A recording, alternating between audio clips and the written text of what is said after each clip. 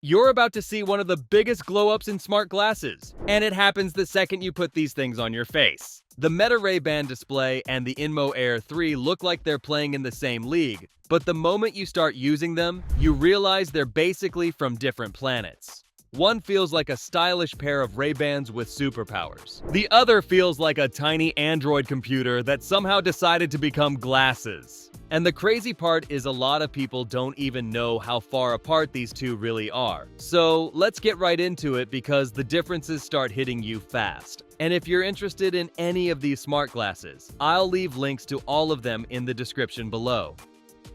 Standalone versus phone dependent.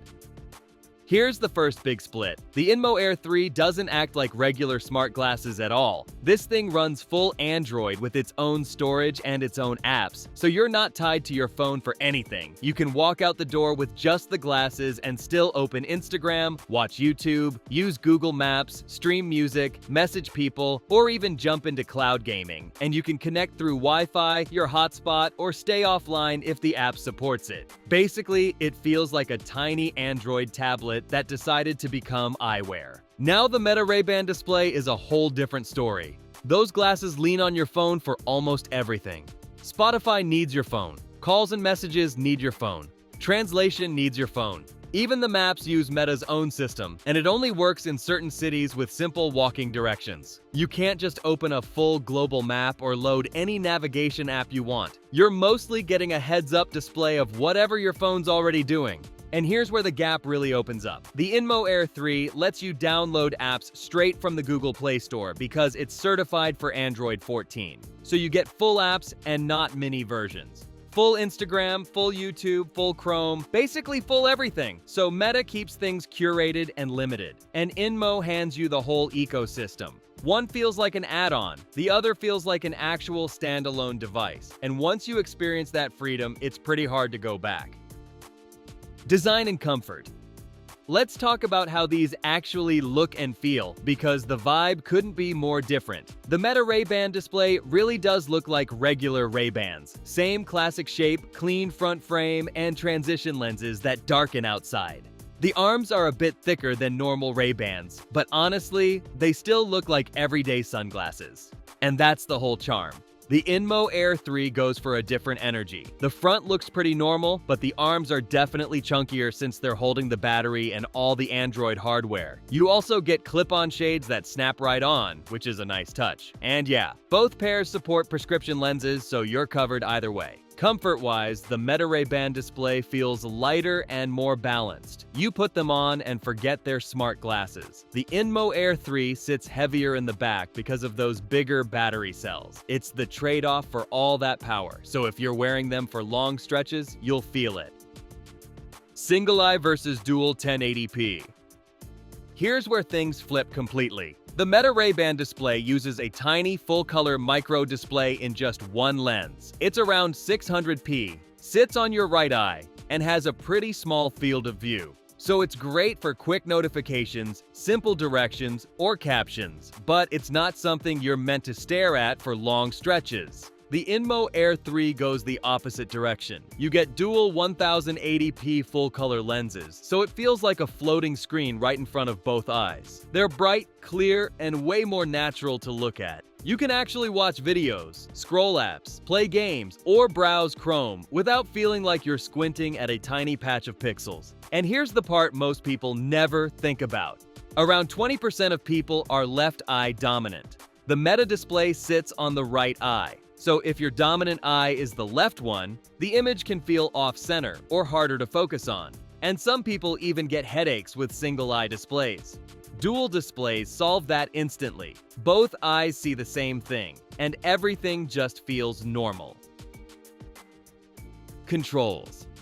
Now let's talk about controls because this part really catches people off guard. The Meta Ray-Ban display uses a neural wristband that reads tiny finger movements. So you rub your thumb, tap your fingers, make these little micro gestures, and it turns that into swipes or clicks. It's cool and super futuristic, but it's definitely not something you do in normal life.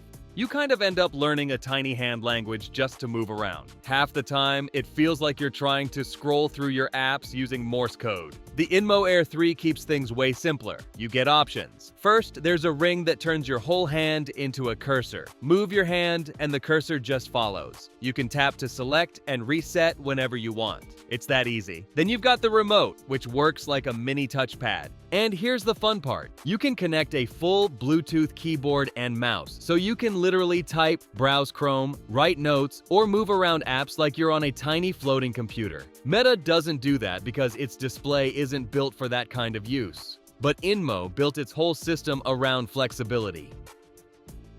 Apps and ecosystem. Here's where the gap blows wide open. And honestly, this is the part that usually decides it for people.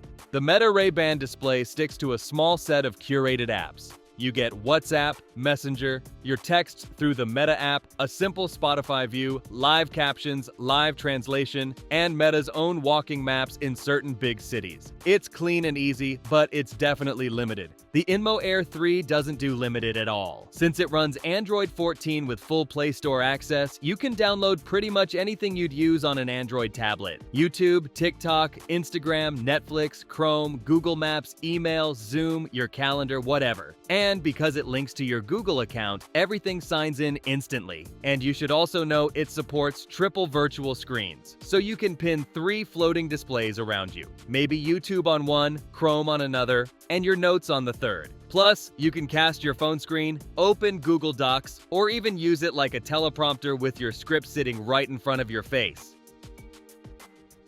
Camera, audio, and everyday AI. The Meta Ray-Ban display has a 12-megapixel camera that shoots crisp 1080p clips with solid processing, but the videos only run for short bursts before stopping. The Inmo Air 3 goes the other direction with a 16-megapixel camera, full 1080p, and way more control. You can shoot vertical, horizontal, or square, adjust bitrate, zoom up to 8 times, and record for as long as you've got storage. The audio follows the same vibe. Meta's speakers sound cleaner and more balanced, especially with voices. The Inmo Air 3 still sounds good, just not as refined. And the AI side splits them even more. The Meta Ray-Ban display gives you Meta AI built in, plus Look and Ask, so the glasses can identify things you're looking at. It's quick and totally hands-free. The Inmo Air 3 lets you launch Gemini or ChatGPT from the Ring, and because it runs full Android, you can download any AI app you want. Meta focuses on effortless help. Inmo focuses on choice. So if you want clean clips, polished audio, and simple built-in AI, Meta's the smoother option. If you want creator tools, customization, and open AI freedom, the Inmo Air 3 fits that world better. Battery life and everyday use. Now let's talk about what these feel like day to day, because this is what decides how much you'll actually wear them. The Meta Ray-Ban display is super light on power since it's handling simple stuff like calls, messages, captions, and music. You throw them on and they just work without you thinking about it. The Inmo Air 3 pulls more energy because it's running full Android apps, dual displays, videos, games, maps, all of it. So yeah, it uses more battery. But that's exactly why the arms are thicker. You're getting bigger batteries because this thing's basically a tiny screen you can live in. And if you're sitting at a desk, you can plug in USB-C and keep using them without worrying about power at all. And when you actually use these day to day, the difference is obvious. The Meta Ray-Ban display is plug and play. Comfortable, low effort, and perfect for quick tasks. The Inmo Air 3 is what you use when you want to do more. You can watch long videos, navigate with real maps, run apps, or treat them like a little workstation floating in front of you. The verdict. So here's the real question. Which one should you buy?